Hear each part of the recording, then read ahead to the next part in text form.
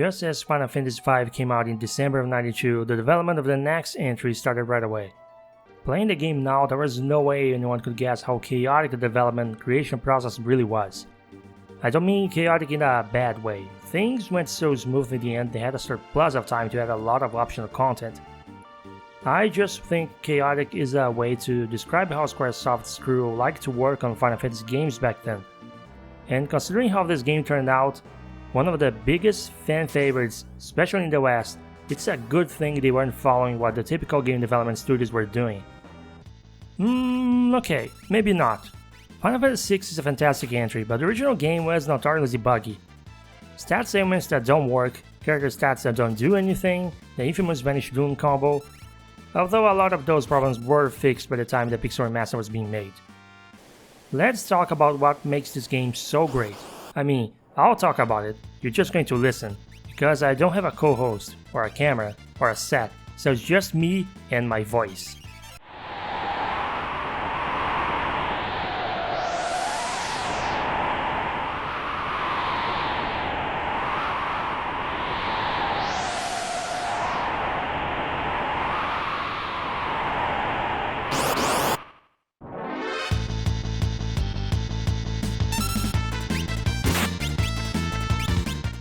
Final Fantasy VI is a departure from the swords and sorcery settings of the last few games. It takes place in a setting inspired by the first Industrial Revolution.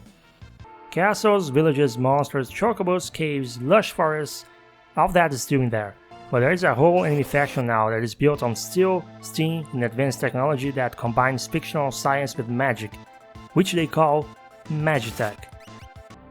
When the story begins, you're given an introduction telling the story of the War of the Magi. A time 1,000 years in the past when 3 gods came down and started fighting. Mortals, caught in that war, turned into magical beings called Aspers, becoming slaves and fighting for the gods that enslaved them. The gods stopped fighting and sealed themselves when they realized the destruction they were causing, and humans and Aspers lived in peace for a while. Then another war started when humans wanted to use the Aspers' powers for themselves. This originated humans with power to use magic and led into some Aspers turning to stones or fleeing to another world where they could live away from humans. At the end of the war, humans who couldn't use magic blamed the magic users and hunted them down. Over the next years after the war, magic seemed to disappear from the world. When the game starts, it's revealed an empire rises through Magitech to conquer the world, the Gestalian Empire, which has been locating and exploiting Aspers left behind in former Magicite to infuse magic into their creations and even living experiments. The first character you're introduced to, Terra, is one of those experiments, a powerful magic user with a mysterious power to communicate with Aspers, who is mind controlled by the Empire in a mission to locate a frozen Asper in the snowy town of Narsh. Her encounter with the frozen Asper ends in disaster. The 2 soldiers who accompany her get killed, and she falls unconscious. She's rescued by a man from Narsh who takes off the mind control device and helps her escape into an alternate exit away from the guards of Narsh who see her as an ally to the Empire. In her attempt to escape, she ends up losing consciousness again after the ground collapses under her, and this time it's a treasure hunter called Locke who rescues her. Locke helps her get away from town and meet the King of Figaro, in a castle where it should have been safe.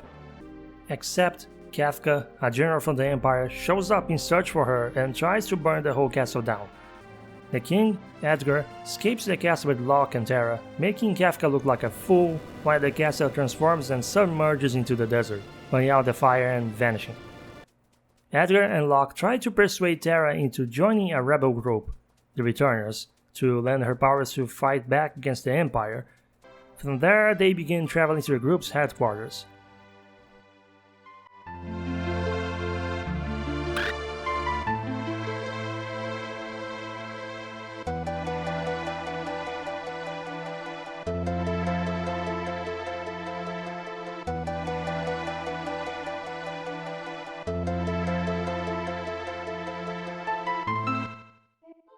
That was a lot, but it's only the initial setup of the plot.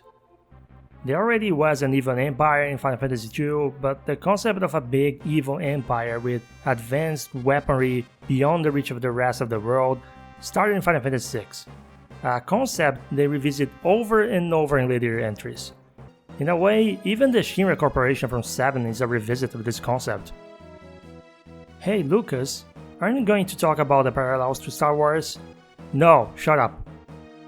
The main innovation behind how 6 tells its story is that there isn't only one protagonist.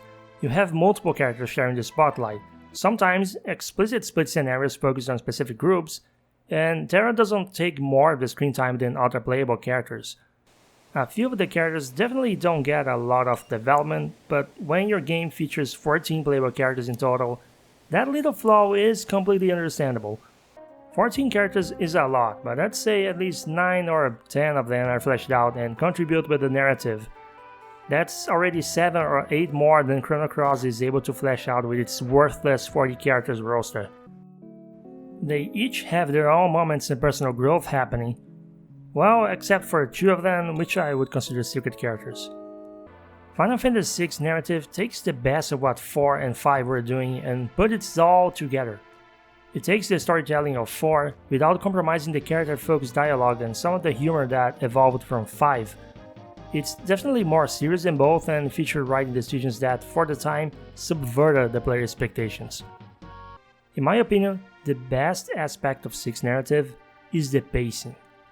It boggles my mind that a game from '94 could be such a masterclass in pacing for JRPGs. The story is constantly moving forward without feeling rushed. It never wastes your time. Even when there are gags or periods of levity, the game doesn't let any of it drag. It's an enormous contrast to literally every Final Fantasy game since. Other games like Chrono Trigger and Chained Echoes come really close in that regard, but 6 is like one long continuous spectacle full of moments that get stuck with you. Even if you never played the game, you might have heard of the Phantom Train, the Opera Play, the Floating Continent, or the Talking Octopus. All those moments turn 6 into one of the most influential templates in Square's history. It really is that good. Now, there is a common point of criticism regarding the pacing. The story reaches a certain point in which you're given the choice to go straight to the final dungeon and try beating the game if you want to. Just like in Final Fantasy V. In 5 that translated mostly to a lot of side quests, boss fights, and dungeons you could do before the final dungeon. In 6, it's beyond just that. It's a chapter in the game that gives almost every character their own spotlight, to dive a little deeper into each of their own motivations. It turns this final third of the game into a very open-ended experience, because for the most part, the order of all character stories and side quests is up to the player, nearly complete freedom. On top of that, there is one character that you can actually miss out on if you let them die permanently. Personally, I cannot agree with the criticisms. Yeah, the pacing is handled very differently later, but it's still a very creative execution of storytelling for the type of game it is, especially in '94.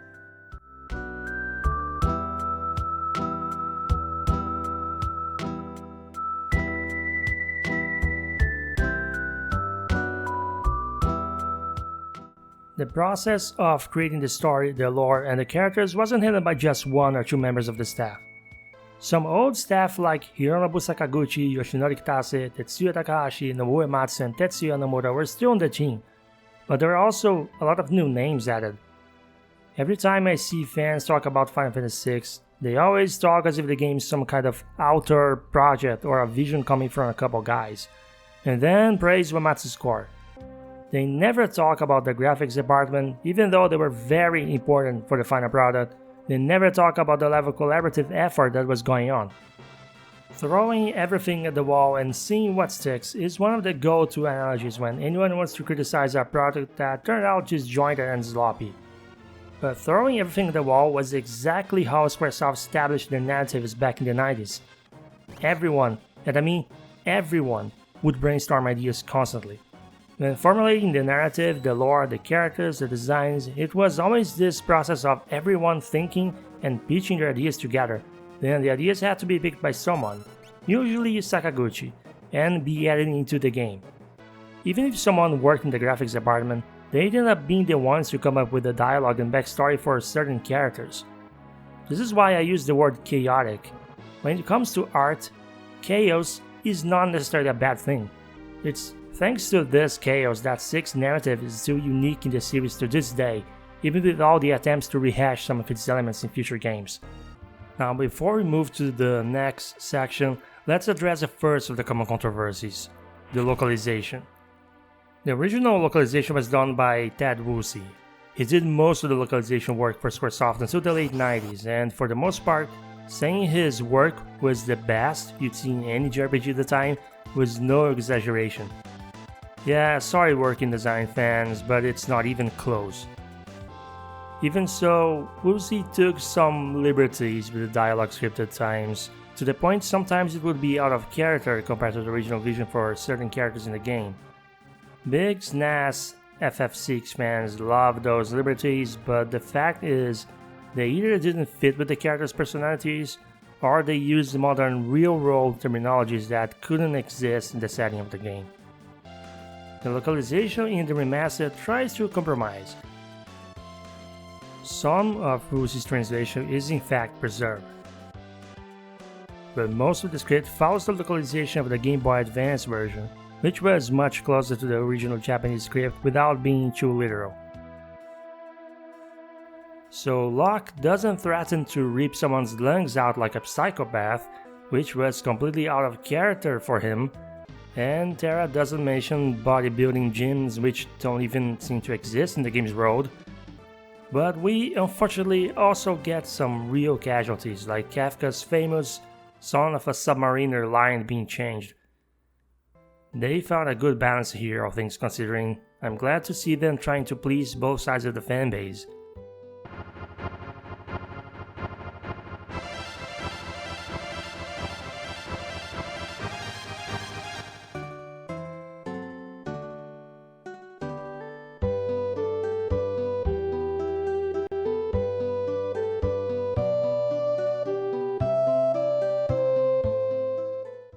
Final Fantasy VI was leaps and bounds above the previous 5 games in graphics and visual spectacle. The pixel art is rich in detail, pushing more of what the hardware allowed, and some of the boss designs done by Nomura are still really crazy. No wonder some of their concepts get rehashed so often in future games. The character sprites also get more detail, having the exact same sprite work in and out of the battle screens. And best of all, the perspective is more accurate and doesn't make them look like they only have one leg anymore. The use of colors is excellent. It's not as bright and saturated as the previous games, but that's a positive thing. The graphics aged so well, very few modern indie JRPGs using pixel art managed to be comparable. It's easily the best looking game of the first 6 Final Fantasy games. If we were talking about the SNES version, that's what I would say. But this is the Pixel Remaster, so...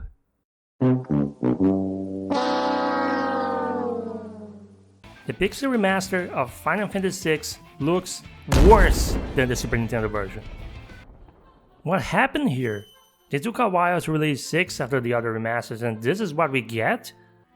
True story, I had a more positive impression of the graphics and was ready to talk about how the only bad thing was that most of it didn't look improving enough. But I decided to replay the original release, and my god does the SNES version look so much better. For the scenario, it looks like the color composition got completely ruined, and for the character sprites, detail and volume was lost. I'm aware the color choice for character sprites is more accurate to the Amano concept art, and I mean no disrespect to Amano as an artist, but should we really care that the sprites don't follow closely the color choices of the designs of the artists who like spending the entire cast of games with freaking blonde hair? They didn't do that for Final Fantasy V or 8. Oh, and please stop with the "it's because of CRT" excuses. In a CRT display or in a flat screen display, it doesn't matter, but the two versions side by side and the SNES version still features better pixel art. They could have done a better job, they chose not to. They made it HD and added some 3D effects and particles, then called it a remaster. 6 was the most hyped of the collection and they botched it in the visual presentation. Only positive thing I have to say about it is that they made the new magic visual effects be animated as close to the originals as possible, instead of recycling the animations of the rest of the collection. And I guess the presentation of the opera scene is also an improvement. Maybe you don't like the 3D effect in it, but it does make it stand out from the rest of the game as it should. Another positive would be that there's some extra detail and improved perspective to the battle backgrounds. among other small but noticeable things, but the palette change just ruins the visual presentation. Before I forget, reminder that the scrolling speed of the screen is messed up like in all Pixel remasters. And that gives one more edge to the SNES version, which runs perfectly smooth all the time. The reason has something to do with the screen refresh rate being set to 60 frames per second while the characters move at 80, which is a really weird mistake to leave unfixed after all this time.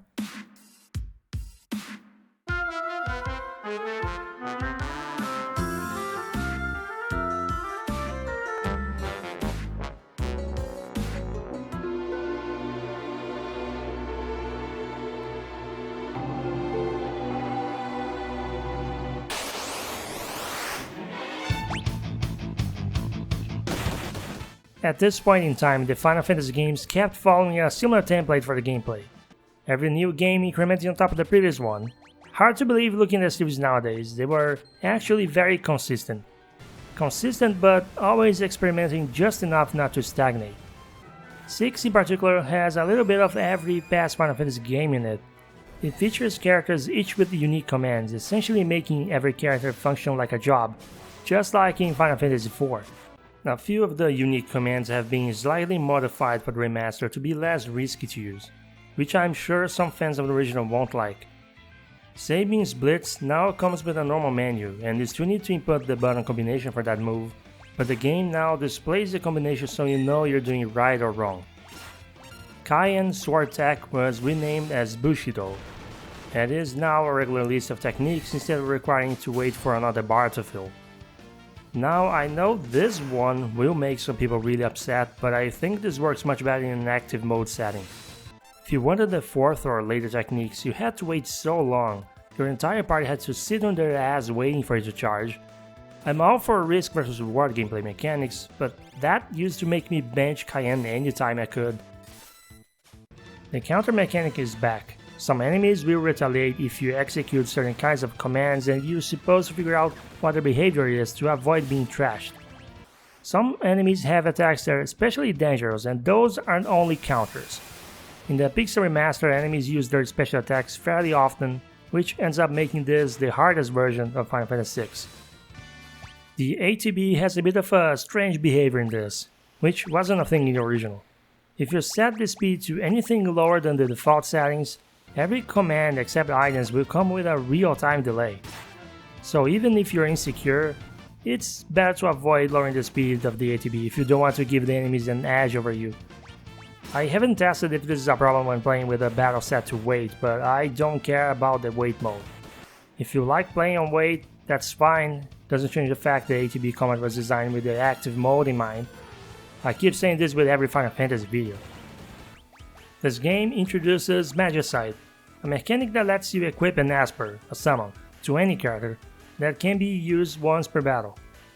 Those Magicites also teach magic characters can learn when they accumulate enough magic ability points. That means 12 of the 14 characters can learn every spell there is, if you want to spend between 60 to 80 hours grinding for it. Some people don't like that, they think it homogenizes the party too much and that makes too many of the characters' unique commands redundant. I don't agree that it is a flaw. I think one of the main appeals of Final Fantasy games is that if you really want to commit to the long, laborious grind, you can make every character overpowered. You're not forced to do that, and the game isn't even designed to demand that you do it. Biggest proof of that is the level up bonus you get from having certain Espers equipped. If you focus on getting that stat increase you want, you can break the game with very little effort. The fights were just not designed to account for a party of Omni mages with strength or magic in the late 80s or anything like that. Without those Esper bonus, the only thing you get from leveling up is higher maximum HP and MP. So I'm going to defend that this game doesn't require much grinding at all if you struggle, and that the magic and Esper mechanics add spice to it without forcing you to abuse of them. Again, it's a huge time sink to learn all spells with more than a handful of characters. If you went ahead and teach most of them, you are the one who chose to make the game easier for yourself. I think having high stats or every magic on every character is very much a worthy reward for people who are aware of what they're doing and committed to it. I wouldn't have it any other way. Exploiting enemy weaknesses is very encouraged. Most enemies have weakness to one or two elements, and a lot of bosses are vulnerable to at least a few stats ailments. Even stop can work. There are also a lot of undead type enemies for some reason. The mechanic of killing zombie creatures with healing spells is fun until you get bored of insta-killing every one of them with Phoenix down. Gotta give them credit for making this a thing though. If random encounters get on your nerves, you can turn them off anytime with the boost menu in the game settings. If you're playing with the SNES or GBA versions, of course, that option does not exist. If you're not over-prepared for bosses, I don't recommend turning encounters off too often. And the auto battle feature from every other Pixar remaster is here again, making the active battle mode more accessible than ever, repeating the last commands you gave to each character automatically. The dungeon design is an all-around improvement. There are a couple areas that don't have much going on, just the usual hallways with branched paths leading to secret treasures. Most of the dungeons in the game, however, have unique gimmicks to be completed and setting themselves apart. There was way more of that than I was originally expecting. It was a very nice surprise to run into puzzles and obstacles spicing the areas so they weren't just more areas with random encounters and treasures. Beyond the puzzles, the dungeons are also more interesting to look at, featuring cool scripted events that don't detract from the challenge and exploration. Between the dungeons and some of the unique story events, the game reduces much of the repetitive nature its series and genre have been known for up to this point. And between the level up bonus from Aspers, the magic system, and the ludicrous amount of equipment and accessories with special properties, if you're the kind of player who loves coming up with builds and compositions, there's going to be a lot of good replay value here. I touched on this when talking about the narrative, but the game is very linear until the story reaches a certain pivotal point, after which it changes from a traditional linear JRPG into an almost open-world experience. If you finish Final Fantasy V, the open-world portion of 6 is basically like 5's last 5 or so hours, but greatly expanded in every way. The amount of side quests and optional bosses is just amazing. Unless you really hate the Asper system, if you had a good time with any other Final Fantasy game that uses the ATB style combat, you're either gonna like 6 or you're gonna love it.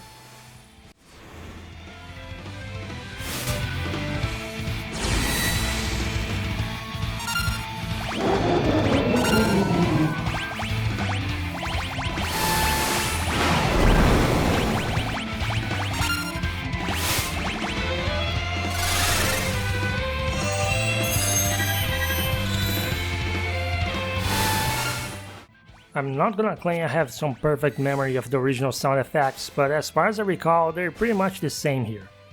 The sound direction was always fine, so nothing to complain about. I love video game music, but I can't articulate much about sound effects. They sound good, what did you expect? There is one exception, and it stood out to me because this sound effect really left an impression the first time I heard it many years ago. The magic gravity, formerly known as Demi. It used to sound like this.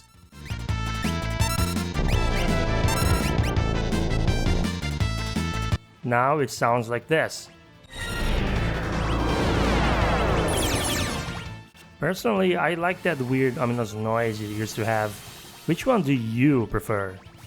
Before I started my playthrough, I heard very divided opinions about the arrangements for this soundtrack. The music in Final Fantasy VI has always been beloved by fans of Final Fantasy and JRPGs. What Uematsu did with his NES sound chip was produce one of the best soundtrack music scores of that generation. So I guess the bar and the expectations were set very high. If you saw my review of the previous 4 games, or if you listened to the remastered music from those games, I imagine that we will mostly agree that they've been doing a good job. The soundtrack was the most cinematic and epic yet. You might identify an unpitched percussion, brass, and strings making for the kind of music you'd hear some kind of stage play with a live orchestra. Even on SNES hardware, it had that kind of tone. The arranged tracks for the most part were very conservative, and I suspect that might be why so many of you didn't like it. Me personally, I loved it. For the same reason I approve of the arrangements for 5. It's like processing the originals through modern technology. The instruments sound like the real thing instead of 16-bit versions of themselves, respecting and preserving the intentional, the emotional, and energy the original Final Fantasy VI tracks already had. The only tracks I didn't like, unfortunately, were the standard boss theme and the track called Battle to the Death. In general, I hate when composers get carried away with guitar porn, and that music sounds so bland here. It's like every JRPG cliché choice for instruments. That bland duo of prog rock guitar and violin playing together that sounds like every fantasy anime music.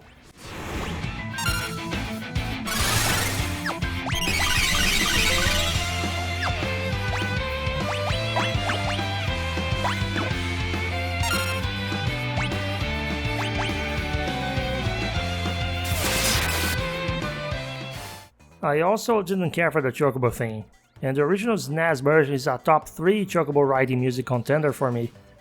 Anyway, overall, I was very happy with the arrangements. I like them more than the originals, with the 3 exceptions. And I don't know what the unhappy fans wanted. If they changed them more, y'all would be complaining they changed them, so they did what they could.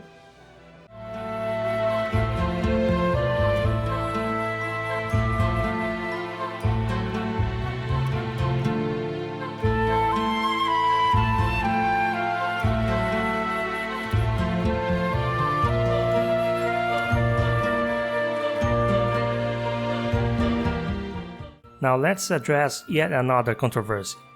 The opera scene. To be more specific, Celis singing. There was and there still is a discourse going on about whether or not the singing is appropriate or worse than the original. This is what Celis sounds like in the original.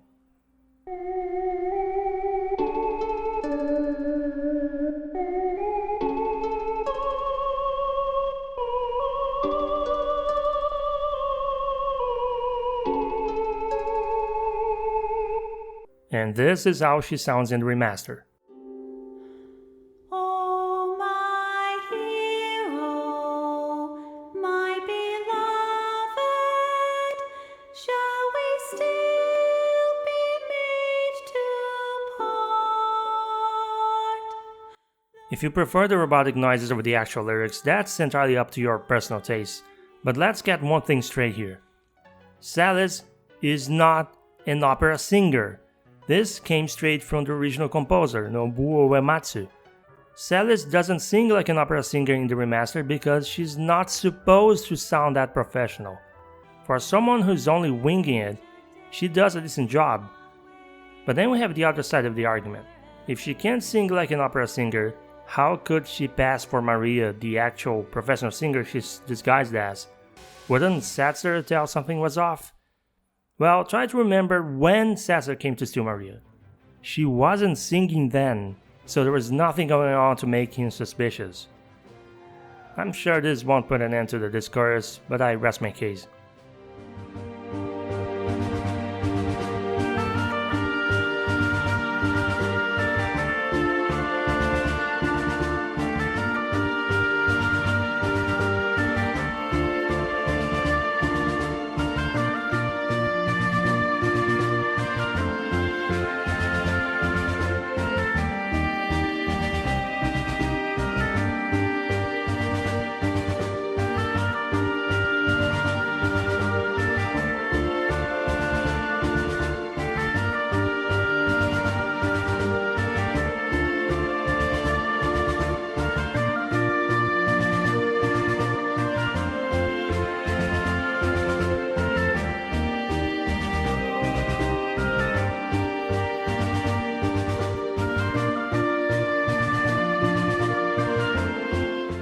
Final Fantasy VI is a must-play for anyone who is already into JRPGs and anyone who wants to get started with the subgenre. Of all the Final Fantasy sequels, all 16 of them, this is the one that really feels like Squaresoft was working on a project as it was going to be their last Final Fantasy ever. I also hope after watching this you get this idea that this was some kind of author work of art out of your damn heads. All the information I was able to find about the development very much suggests this was a very collaborative effort in all the aspects this game gets praised for. There isn't just one or two guys who deserve credit for making Final Fantasy VI the way it is. The release of this game would propel the career of many key staff members. To name a few of them, Yoshinori Kitase would become the main producer of the Final Fantasy series after Sakaguchi. Tetsuya Nomura would become more directly involved in the game design at Square and creating the Kingdom Hearts series. His mentor, Tetsuya Takahashi, would direct his own game before forming the company known these days for the Xenoblade series and helping Nintendo develop Breath of the Wild. Hiroyuki Ito would stick with the series a while longer, directing Final Fantasy IX and XII. Then he wouldn't be seen making much of note until Dungeon Encounters in 2021, which I can only describe as a game of acquired taste. A shame, since in my opinion he's the best director the series ever had. 6 was a very important game for Squaresoft's history, a very influential game for the subgenre of Japanese RPGs, and it's as good now as it was back then. If you made it this far in the video, you're probably going to have a fantastic time with the game. The Big Story Master isn't perfect, it doesn't improve enough, it's also missing the content of the GBA release, but it's still the most accessible version, and frankly I think for most human beings there is more than enough side questing and content here. Like the other Pixar Masters, this is available on every modern platform. If you want a physical version, your best bet is looking for a website that sells copies of the Asian Nintendo Switch card that has every game in it. With that, we are done with the Pixar Masters. We're done with the 2D Final Fantasy games. Next time, we'll take a look at the beginning of the most important entry in the entire franchise. When that next time will be, who knows? I guess you have to subscribe and help spread the word around to support my goddamn channel or something. Thank you for watching and have a great day.